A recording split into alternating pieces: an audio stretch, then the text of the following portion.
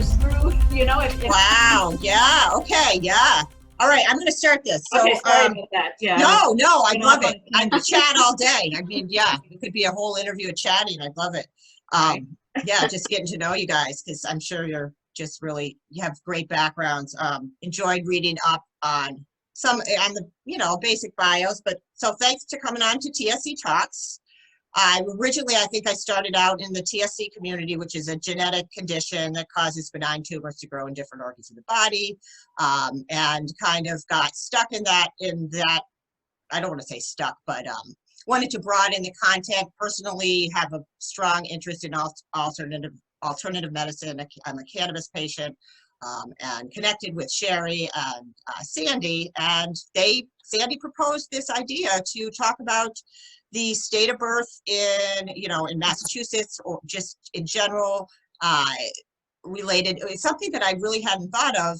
I have 5 children. All of them were hospital births. And my first was a C-section. It was a horrible experience, not as bad as you, Corrine, but yeah, it never occurred to me that I had rights, or I could make these choices. So when she proposed it, I thought, oh yeah, that's really something that very relevant. And then with these relevant, and I think everybody has some way of relating to the content. So, and then with the COVID-19, just up-leveling the fear that women must be experiencing, and just adding layers of unknowns to what is already a huge unknown in childbirth. So, yeah, so I'm just going to say thanks for coming on. Corrine, I have Corrine Pellard. You are a mom of 2. You're a psychic medium, Reiki master, and wedding officiant. You've had a really scary birth experience, and you're here to share some of that, relate some of that to what we're talking about. And I have Jodi Chapin. You're a registered nurse for 30 years. You have an extensive background in women's health, labor and delivery, and you worked in oncology. You're a member of the American Cannabis Nurses Association, Green Nurse Group team member, and an advocate for people who choose cannabis as an alternative treatment, providing education and insight guidance in the process. And I have my notes here. Oh my goodness, Jessica. I apologize, Jessica Petrone. You're a certified professional professional midwife, RN, and BSN, and you have I believe you have a business. You're a mother of your own. I'm reading from your bio. I'm going to let you guys give your own bio, but your own birth experience kind of ignited your interest in this field. Is that correct? And you've worked at Mass General in the high risk maternity unit. You're a member of the midwives, the Massachusetts Midwives Alliance, as co-president, and yeah, and so you represented. I'm just reading this. You represented the Mass Midwives Alliance, the Postpartum Depression Task Force for the Mass Department of Public Health. You hold certifications in CPR and neonatal resuscitation and IV administration. So yes, a lovely bunch of ladies, and I thank you for taking the time. I'm going to let you give your own bio and state just a little bit of how you came into this field and your connection to this topic. So, Corrine, do you want to start and just give me a little background? Yeah, we'll go from there. Sure. So, my name is Corrine Pelland, and I'm a psychic medium. I'm a Reiki master teacher, and a wedding officiant. But my connection to this topic is I'm a mother of 2 sons. I have a 3.5-year-old and a newly 7-month-old. Wow. And yeah, so I had my first son, a hospital birth at 34 years old. So I was a month away from being 35. So and I'm also considered on the scale of whatever medical, I'm considered like morbidly obese for my height and my weight, and so they labeled me high risk coming right in the gate. Upon my first pregnancy test, they ordered monthly ultrasounds because I was sure to be. And in fact, at 16 weeks based on my blood work from before I was pregnant. They labeled me gestational diabetes and entered me at 16 weeks into the gestational diabetes program. So I had to monitor my blood sugar 4 times a day from 16 weeks until I had my son. So fun. Yeah. So, and they just did like extra non-stress tests. They just did every extra test immediately with no real evidence other than like, I'm fat and I'm old. So, I was, in my opinion, unnecessarily induced at 38 weeks due to barely elevated protein. So they labeled me preeclampsia and started the induction process. And I had a birth plan. I had practiced meditation for a natural birthing experience, unmedicated and meditative. And so I tried to do induction without any drugs. So it was 4 days, over 4 days of induction before I took the Pitocin, which finally did put me into labor, but it was, I had a reaction and I vomited with every contraction and had very serious cramping in between. 4 hours of pushing, and they labeled me arrest of descent and ordered an emergency C-section. Yikes. So that's how my first son came into this world. 11 days in the hospital. It was traumatic. And my healing, my first 2 months of being a mother was physically painful, and my anxiety, I had postpartum anxiety to a very severe degree. So when I got pregnant with my second son, I was in panic because I couldn't go through that again. I was like, oh my God, that's what I'm going to do. I live like a mostly organic, natural lifestyle to the best of my willingness and ability. And I sought out several different practitioners and only was able to find one due to my age, because I was 37, almost 38, and still very overweight. And now I'm attempting a VBAC, so nobody wanted to give me one based on my age and weight. So I did go back to my original practice. They told me that they supported a TOLAC, a trial of labor after cesarean.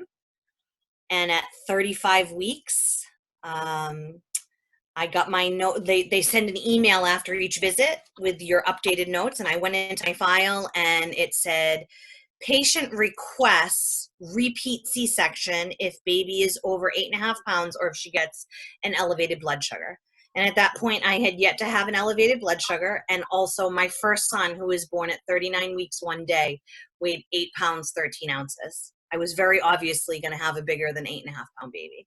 So a couple of things were wrong with that. One, they were being very clear in the notes that they were setting me up for a repeat C-section.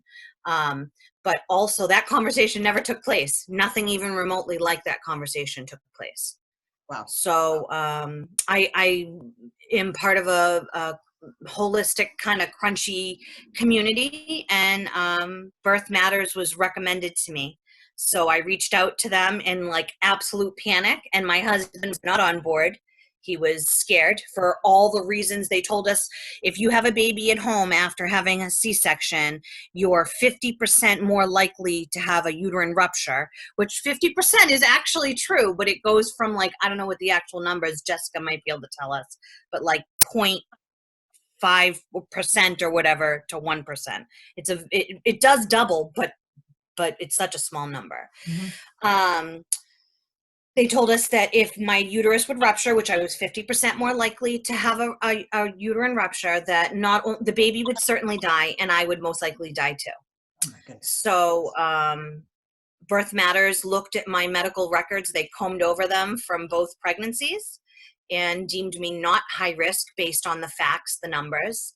And I birthed at home. I had my son, who was 10 pounds, 2 ounces with a 15-inch head, at home in a tub in my bedroom in 2 hours and 41 minutes. No way. That's awesome. And it was the most incredible experience of my 38 years. That's great. Well, that's a good illustration, though, of traditional medicine and kind of going against the grain and making that decision to do it, to do the whole birth. So Jodi, thank you. I'm going to just keep rolling. Jodi, could you give us a bio and your connection to this topic? So, so I have been a nurse for 32 years. I've been helping empower women during the birth process as a labor and delivery nurse for most of this time. It was just my first year out of nursing school. I was an oncology nurse. Okay. But I got that maternal child health bug, and I knew that this is where I wanted to be. Okay. I mean, I firmly believe that vulnerability is to be met with compassion, respect, active listening, and I ensure that my patients have the very best outcomes that we can, even within the guidelines that I'm required at the hospital. I'm employed at a hospital, and you know, I mean, I think with working in the hospital, you know, we do see these extremes. You know, Corrine, I mean, I have been witness to births like that, and that's and like I pray for those people that go home. Like when I see the people that are there for serial inductions, and it breaks my heart, because they're not all like that. You can have, you know, a birth according to a birth plan, but unfortunately in the hospital, a lot of times, you know, our policies and procedures kind of, you know, jump in front of patient choices and wishes, and sometimes there are, you know, situations where we need to make spot decisions. But I mean, I think me personally, I'm a more non-conventional nurse. You know, I definitely listen. You know, I'm definitely assigned the more, you know, what some people may call the crunchy patients, or the people that just have non-traditional ideas that, you know, some are more open to than others. I saw that, I know that Corrine is a Reiki master. I'm a level 2 Reiki practitioner. Originally, I did that originally when my best friend had lung cancer, to kind of help her through. Okay.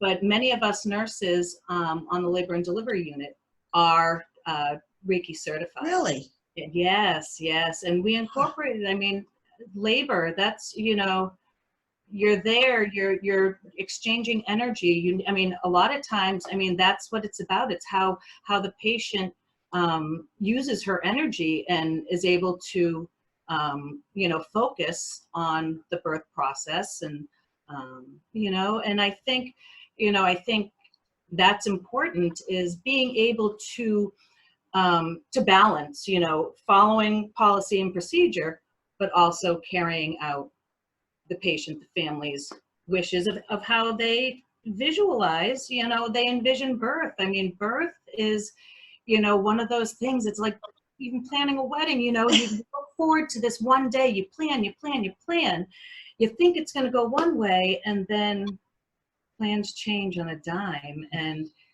you know, and how it's handled can make it or break it, you know? Yeah. Yeah. And, you know, I think being in a traditional setting and having the background you have and the interest and just having so many years of experience, that's got to be a really important, I can see you playing a really important role, you know, being able to work in that space, and also provide, you know, an additional hands-on support. And, you know, I'm not going to go and try to guess exactly what you do, but just, that's beautiful. So one of the things that we've started incorporating, Corrine, I don't know if you have heard of spinning babies. Spinning babies is positional techniques that, you know, just it helps. I mean, it totally helps. It helps with the birth process. It helps with pregnancy. I mean, it's something, positions that a woman can get herself into to help the natural process of a baby passing through, you know, the birth passage, the vagina, you know, I mean, it's, so you're bringing that knowledge and putting it into what you're supposed to do according to traditional medicine. Exactly. It's right. It's trying to bring back old traditions because they worked. Right. There's a thread that really made sense that we forget a lot of that stuff. The way Thank you. is the way back. Yeah. Okay. Jessica, let's hear from you. Go ahead and give me your story. Sure. I am a midwife. I've been in practice for 13 years, and we are over Eastern Massachusetts, but statewide there are about 45 of us. Okay. And we are more of a busy practice. There are 3 of us all together. Our roster includes about 5 to 8 deliveries a month. We don't work in the hospital setting. We don't have hospital privileges. We are exclusively at home. In Massachusetts, there are only 2 freestanding birth centers, and they're very tightly regulated by the state and by the hospitals. And they are freestanding, but not truly in the sense that you would find in other states. So we do exclusively home birth. Last year we had about 67 babies, which was a record year. It is becoming more popular of an option, and we've definitely seen so much growth over the last number of years, but I think specifically in the last couple of years, there seems to be a shift in people just taking charge of their healthcare. Even in the medical setting, there's more concierge practices and practitioners breaking away from the traditional systems and framework. But yeah, we love home birth. We do a lot of water birth. We work with a lot of different practitioners to enhance really healthy pregnancies. We absolutely consult with medical providers when it's necessary. And we do see a number of different types of patients, and many of them are coming to home birth from a really positive experience. Either it's their family narrative and they know people that have done it over years, or they had a really lovely experience in the hospital and they think, well, I did it and that was great. I can do it again at home. And then unfortunately, sometimes it's as a choice that's made because of a negative experience similar to Corrine. So, you know, it's always, we're really grateful to be working with so many people that are so highly motivated and usually really informed. And because we have such small numbers, we just do a lot of continuity and relationship building. And that's not something that, you know, is easily achieved by nurses in the hospital, which is, I give them so much credit because they literally meet somebody on their shift and have to make an instant connection and build a lot of trust, because that's what women are looking for in labor. Yeah, it's challenging for sure. Yeah. We're really lucky to do it the way that we do it. It sounds fascinating, and yeah, it's something that I wish that I knew about when I was pregnant. I just was never a thought that crossed my mind. So this is all phenomenal, and I hope that people are listening and you know, it sparks an interest possibly, particularly, well, right now I hope that this doesn't continue, the COVID-19, but that people are boom come December. It's going to be what? A birth. Right. Yes. Oh. Oh, right. Yeah. I saw something in New York State where I think maybe it was Cuomo, and it was some big thing on sex that something about basically you should only, unless you're with a committed partner, you should really only masturbate. So it said that. Yeah, it did. Self-pleasure, you know, social distancing, it goes a long way. It's not just to prevent COVID anymore. Yeah, God, I had to laugh at that. So the next time, Corrine, you've given us a really good illustration of what can go wrong, and I guess if you could just give me your thoughts and your input on the difference between your experience. I mean, you've given us some details between the hospital and then the home birth, and the issues that you feel are most important in a nutshell, if you could do that. Yeah, sure. Yeah. So I will say one of the biggest differences that I noticed on my very first appointment with Birth Matters in the home birth midwives is they asked my consent, which nobody asked my consent. I mean, sure, I signed forms, but before touching me, before examining me, nobody asked permission to touch my body. And I was like, oh, it's really strange that my home birth midwives just asked me if they could check my abdomen. Of course, but here's the thing is we are conditioned as women to think that people don't have to ask our consent just because it's a medical situation. It's still my body. It's still my baby. It's still my birth experience. And I should be asked. I have the right to be asked. Absolutely. I was told everything. All right, now you're going to push. All right, now we're doing this. All right, now I'm going to check you. And I had no idea how assaultive and violating it was, even as it was happening. That didn't occur to me partially until my recovery from birth, and then fully when I was about to birth my second son. I didn't know. And I don't think women know. No. I mean, I didn't know. I mean, I didn't even know it was a thing. I mean, I knew about home birth, but the thought of anybody asking me, can I do this or that, just, we're like sheep, we just shuffle into the hospital and lay down and, and then they take over. It's like manual overdrive. So yeah. 100%. And, the other thing is that, I was told they would allow me a trial of labor. Nobody gets to tell you what you're allowed to do when you're birthing. And I didn't know that. Yeah. I didn't know that. Everything that happened in my birth experience at home, I was asked. Every single thing I was asked, do you want to do this? And I was given all my options. Like, listen, you can do this and this could be the result, or you could do that. Like, I was given options, which was so empowering for me, where I felt all my choices were taken from me, everything. And I struggled with infertility most of my adult life. We wanted a baby long before we got one. So I was looking forward to that day, to that birth experience. I was going to love it. It was going to be amazing. And it was everything. It was a nightmare. It was horrifying. I had actual PTSD nightmares after that for 3 years. I believe it. Wow. Yeah, thank you.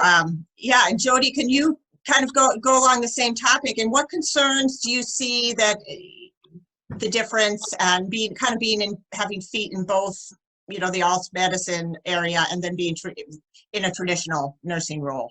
I mean, I'm sorry. Can you repeat the question? Yes. I you had said. Yeah, so if you could just highlight the differences in experiences, or what the main issues are as you see them, with what traditional medicine does.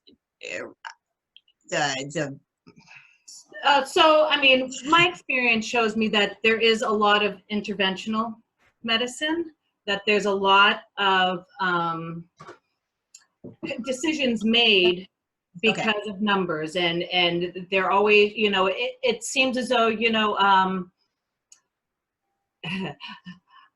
mean, I think there should be a happy medium. I think there should, we do a lot of action because of continuous fetal monitoring. If we didn't have someone on the monitor for so long, we might not have caught this or that. And how many babies, I mean, I do struggle with having too much info and not, not doing enough. I mean, there are some times that there are situations that, that heart rate's down, it's staying down, it's not coming up. We need to act quickly. If the repositionings and McRoberts maneuver, if things aren't, if things aren't working, quickly. I mean, we do, worry about hypoxia. I mean, hypoxia is with shoulder dystocias, or with anything. There are emergent situations that we, that I'm glad that I have, the different equipment, staff, people around.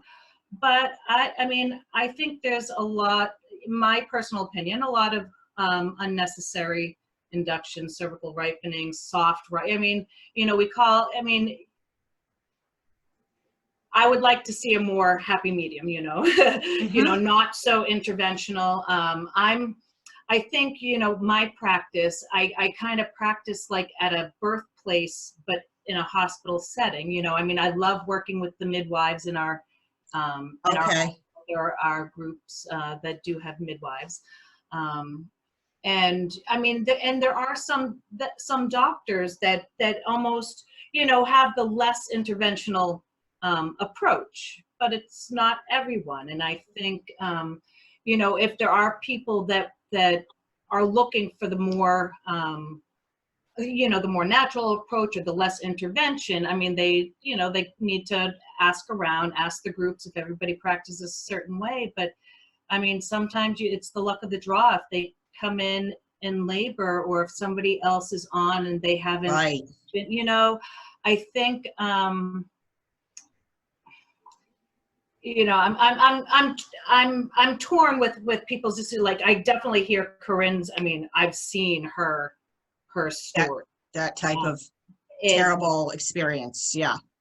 Yeah. And but then there's emergencies where it's necessary. I mean, I personally, my let's see, my third daughter, she had a tumor on one of her valves that they picked up in pregnancy. So, you know, I probably wouldn't have felt comfortable with a home birth, but, you know, I feel like there's so much information when you're in a hospital and you're hooked up to monitors, and doctors and nurses, and people are coming in and out. You're not focused inward, and, you know, your head's not, at least mine wasn't really like on my body and what I needed to do.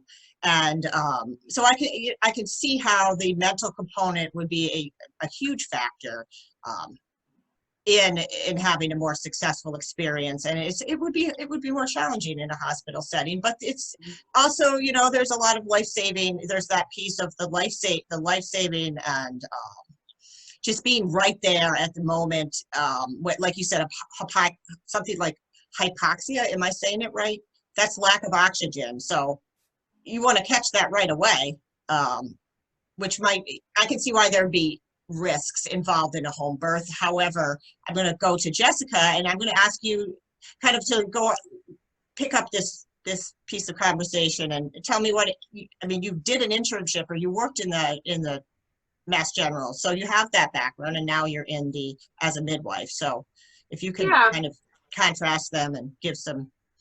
Yeah. Right. Well, you know, Corrine's story, I know Jodi had said she sees it, and I certainly have talked to other women who have experienced it, but I do want to express that we are grateful for the hospital and for everybody that works in crisis situations and in our transports and transfers of care that we have. And we are not a practice that is totally zealous about home birth or are in any way anti-hospital.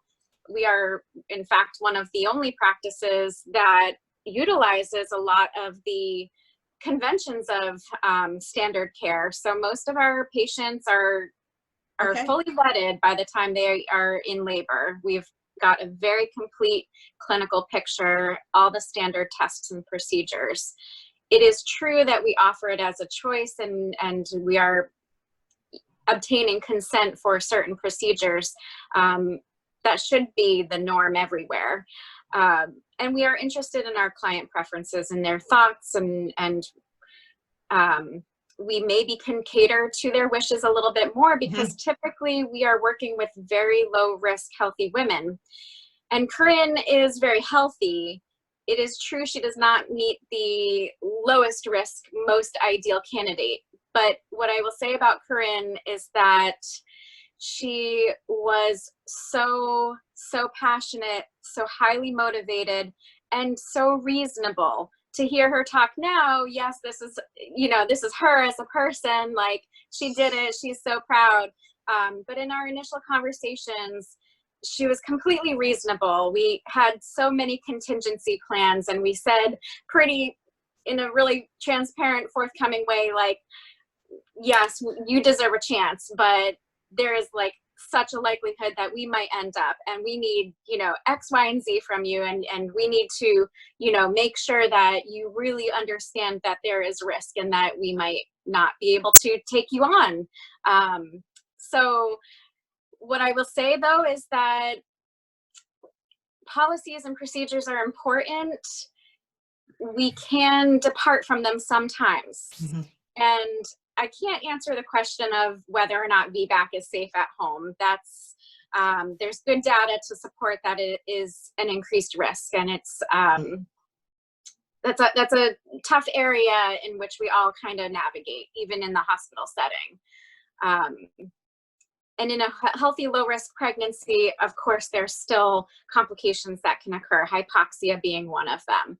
We do our very best to follow the guidelines as the midwives do in the hospital, that if you had a patient planning a natural birth, we would do the same sort of monitoring guidelines. So we are listening on the same intervals. We are checking vital signs on the same intervals. We're using intermittent monitoring, although we do have a continuous monitor. We don't use it during labor very often. And we just have the benefit of working with women that are healthy and they've had a low risk pregnancy. So by the time we're in labor, we know we don't have a premature baby. We know we don't have a baby with an anomaly. We know that mom's been healthy throughout. And our transfer rate prenatally is very, very low. It's only about 2 to 5% of the time. Wow. Well, because most women that are looking into it kind of assume that they're a healthy person. You don't have to be all organic. You don't have to subscribe to like the absolute most healthiest lifestyle, but you have to be a healthy individual and not have any of the contraindications for healthy pregnancy. So it's a very low transfer rate. And sometimes it's a baby finding, something that was discovered on a scan or through other testing. And sometimes it's a mom issue. Changes to mom's health status, blood pressure issues, preeclampsia, things like that. But we're low volume. We have the time to individualize and cater and really get to know each person. It's that continuity of care. You're able to get that relationship. Yeah, and so like Jodi was saying, when there's complications, yes, it's true the approach is so important. You can have a complication of a mom bleeding a little bit extra, and you can still take the 2 additional seconds to soothe, reassure, make eye contact, and explain, this is what's happening, this is what we need to do.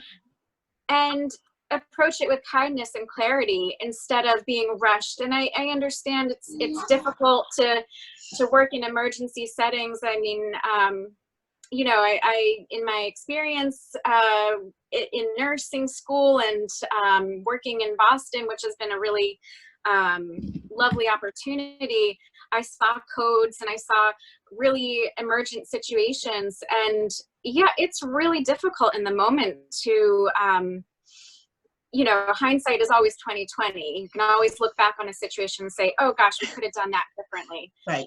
But it is important to approach with transparency and kindness as much as possible. But yeah, there are situations in which we, if a baby is showing us signs of distress, we're not going to sit on it. And if mom says, gosh, I really don't want to do anything that you're recommending. I mean, I think these are not conversations we encounter very often because we have established such trust and sure. Yeah. It sounds like an intense process from the beginning to the end. I mean, intense, but in, it's not fun in too. in a good way, like a bonding, like you really get involved. And I think, with the difference between my minimal understanding and what I'm learning about alternative medicine and traditional medicine, there's a lot of ways that gaps could be bridged and whatnot, and communication enhanced instead of there being this divide. And I think I'd throw out there to you guys, what are your thoughts on that in terms of how to phrase it best so I don't have you guys repeat the same information. You know, I guess particularly now with COVID-19, let's just pivot a little and go into that. What are you seeing? And I'm going to bounce it to you, Jodi, with this first, and then I'll go around.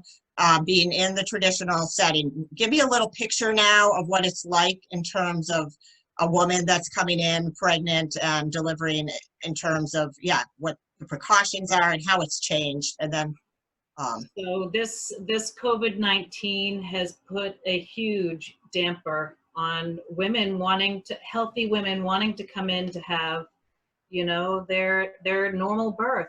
right.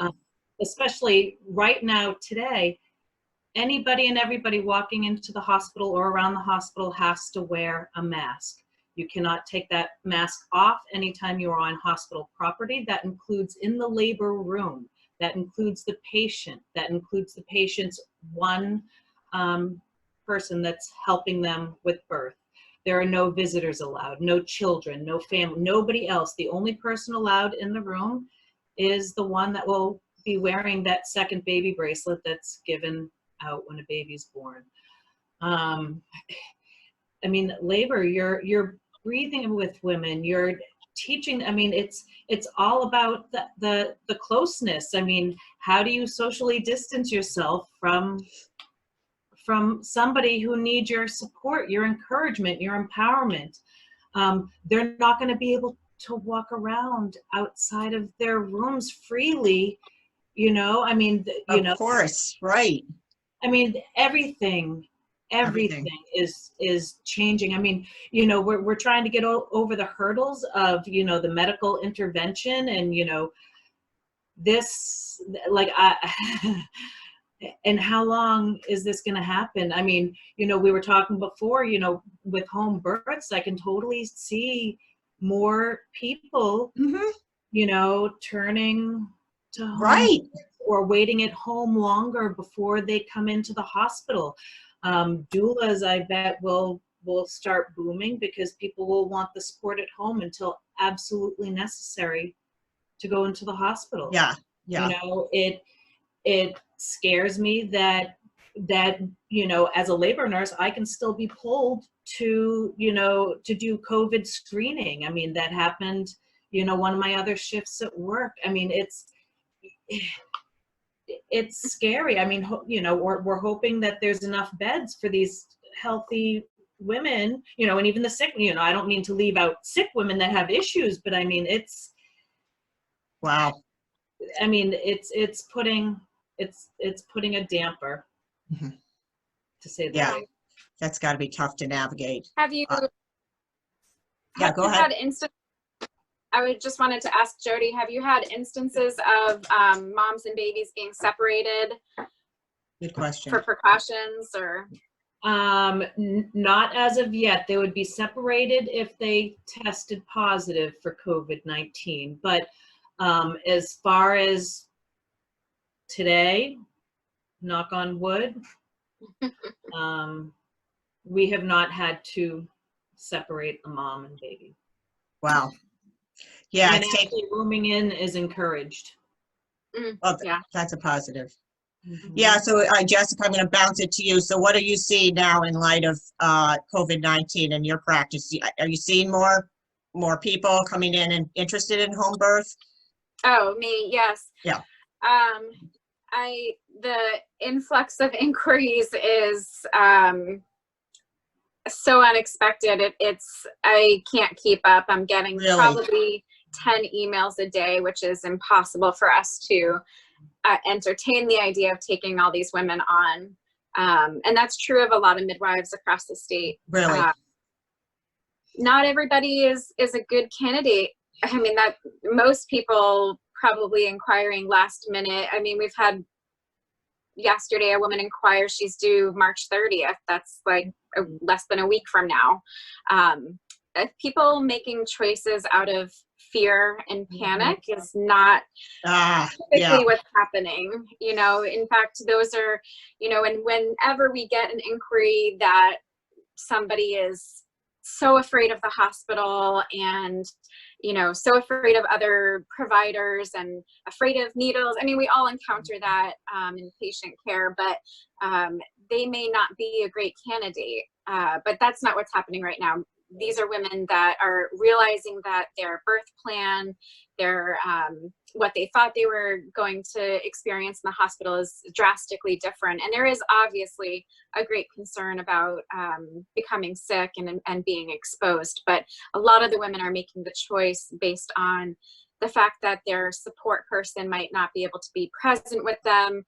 Or we've seen that providers, one woman reached out to us that 2 providers in her practice, she belongs to, she's seen by a family practice, 2 of those providers have been quarantined and she has not yet met the other providers that might be involved in her care. Spoke to another woman who hasn't been seen in a few weeks. It sounds like she's kind of fallen through the cracks within the practice. We're all experiencing a big shift from typical office visits and patient care and scheduling to virtual visits and who to keep, who's priority. And it's overwhelming for us. And I can't imagine in practices that see 70 patients a week, how confusing and difficult it must be right now. But yes, we definitely have seen a huge influx of inquiries, and we already had a full month.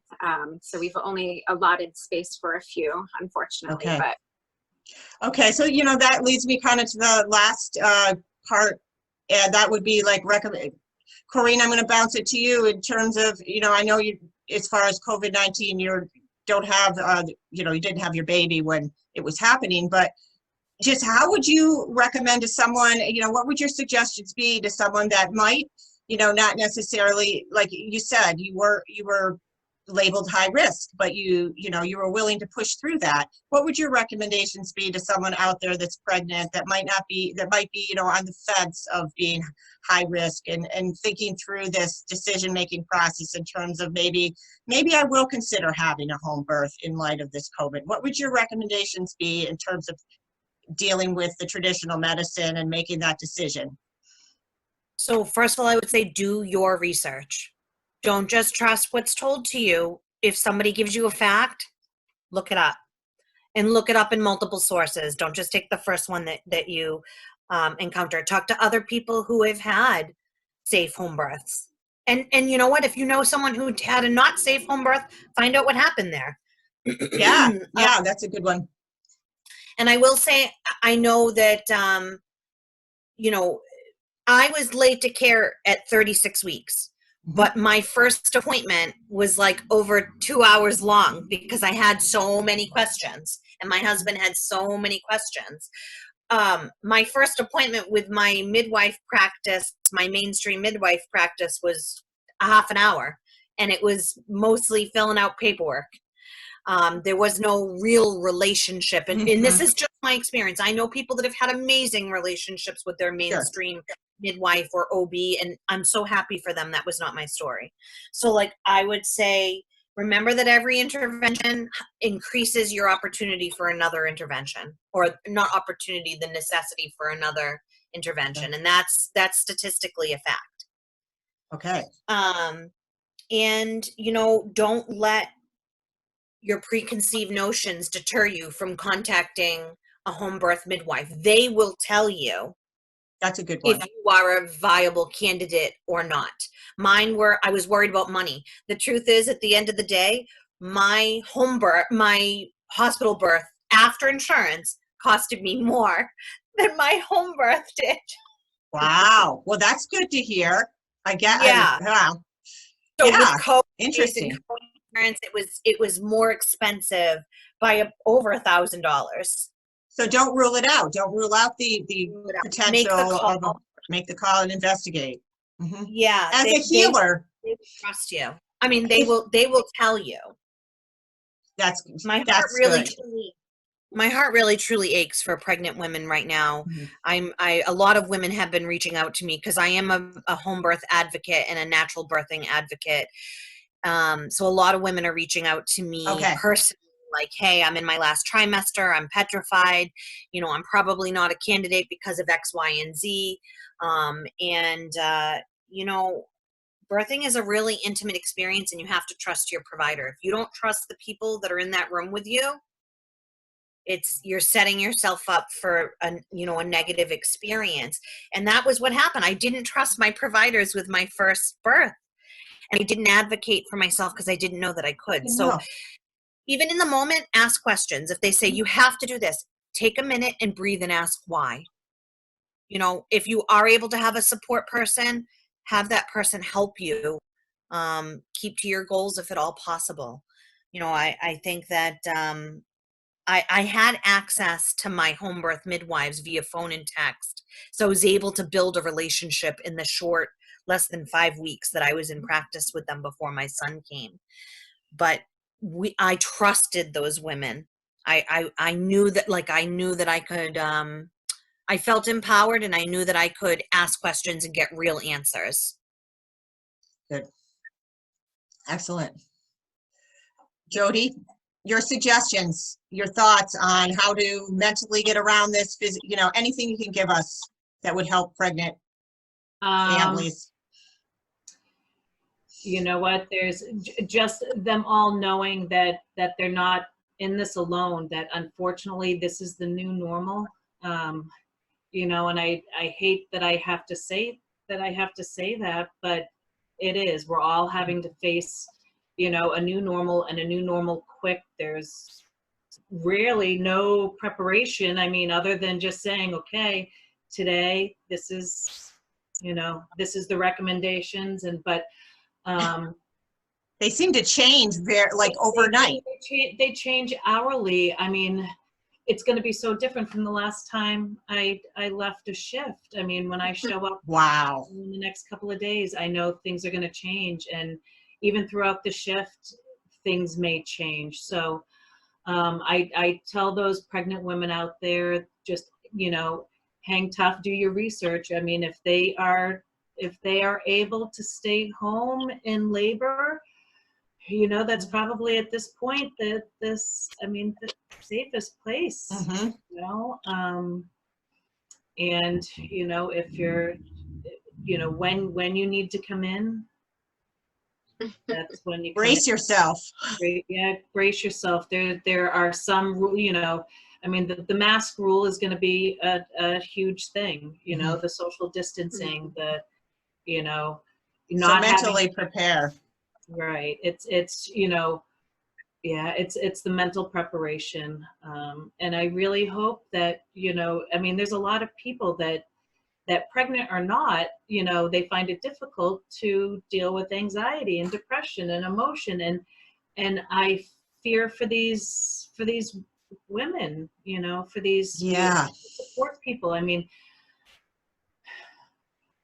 yeah, I pray for them.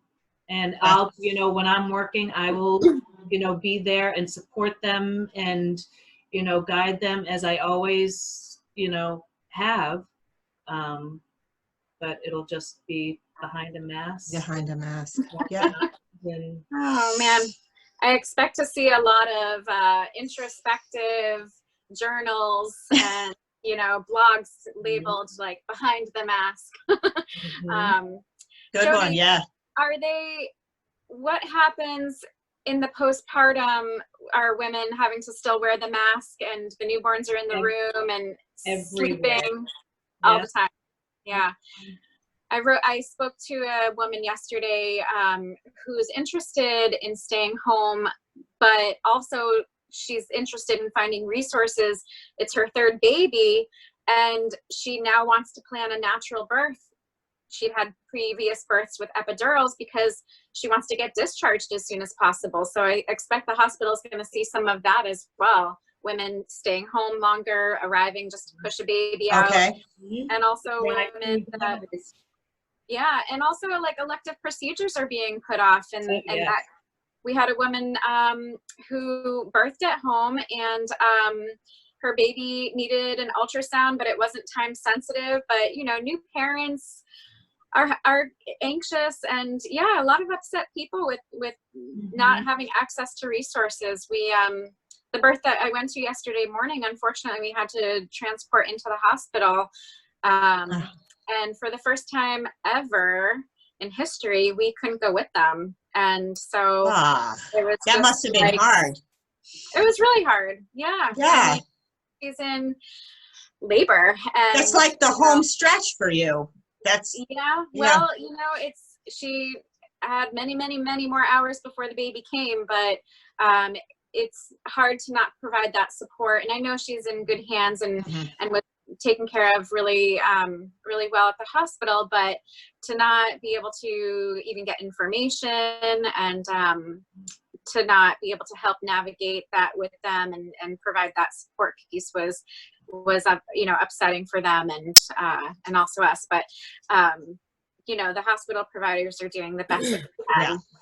That's always the case. But Jessica, would they have allowed you to, and I'm sure the answer is no, but to like remote, like Zoom in to be in the room? I mean, I'm sure that, because I know like the local hospitals or the hospital that I utilized would allow me to take pictures, but not video of the birth. So I'm sure they're not going to allow that, but. Yeah, I mean, I think they could have, you know, Zoomed or FaceTime to a certain point, but probably not. I think she's, especially in the OR, she ended up with a C-section. And as far as I know, Dad was able to go in, but I have heard, and Jodi, maybe you know, is that something our partner's allowed to go into the operating room, or still? Okay. It's that's not something. It's that the one partner that's with her, but yes, they can go in. That's good. Okay, that's good. So, you know, changes everywhere, but I think women can reach out, and there's the Mass Midwives Alliance, which is our professional trade organization that you can find lots of midwives. And yeah, Corrine's right. There's a pretty extensive history intake and time to evaluate if somebody's a good candidate, but you know, it's tough to make a late in the game change like this for a lot of families. Yeah. Wow. So. Yeah, strange times.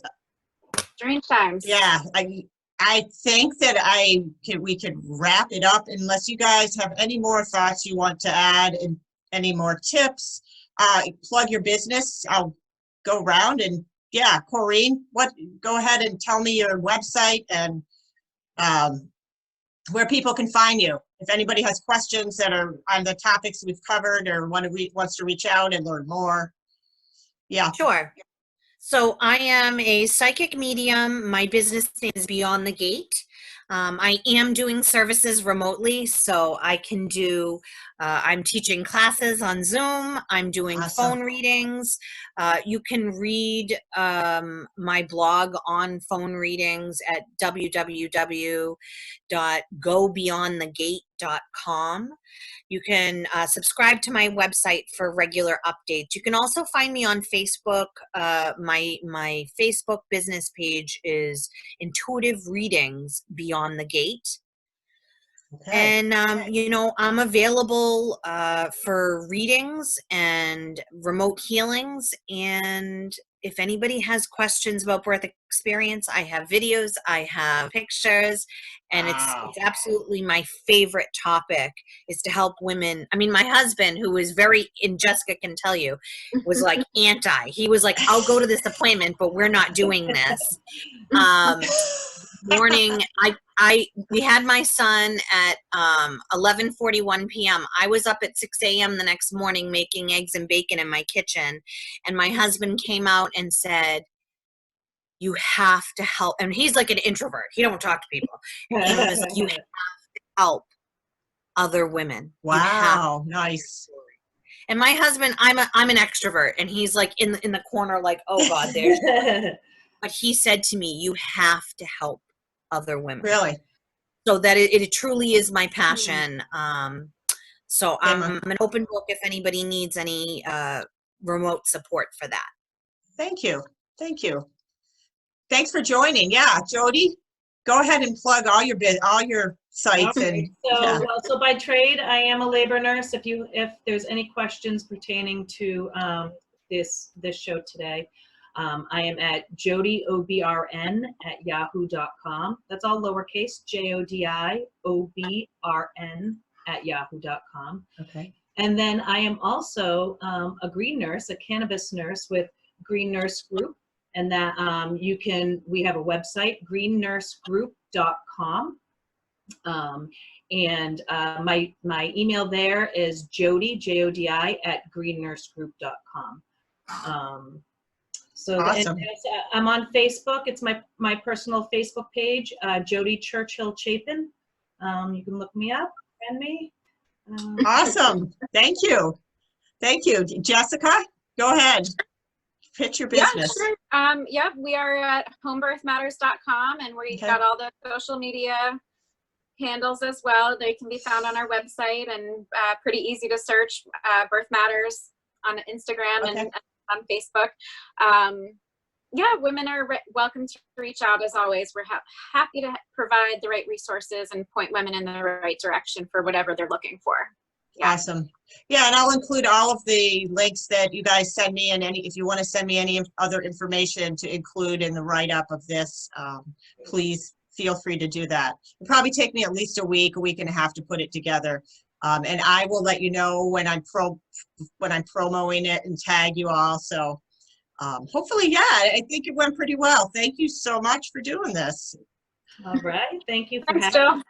Awesome. Yeah, have a great day. Have a great day. And good. Yeah, I hate to say great, but I hope that things go as best as they can. And I appreciate you all for being on the front lines in some way and providing the support in this time. Holy mackerel.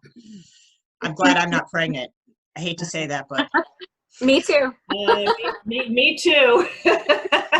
But for all of you out there that are, this is awesome. Thanks so much, guys. Have a good day, and I'll be in touch.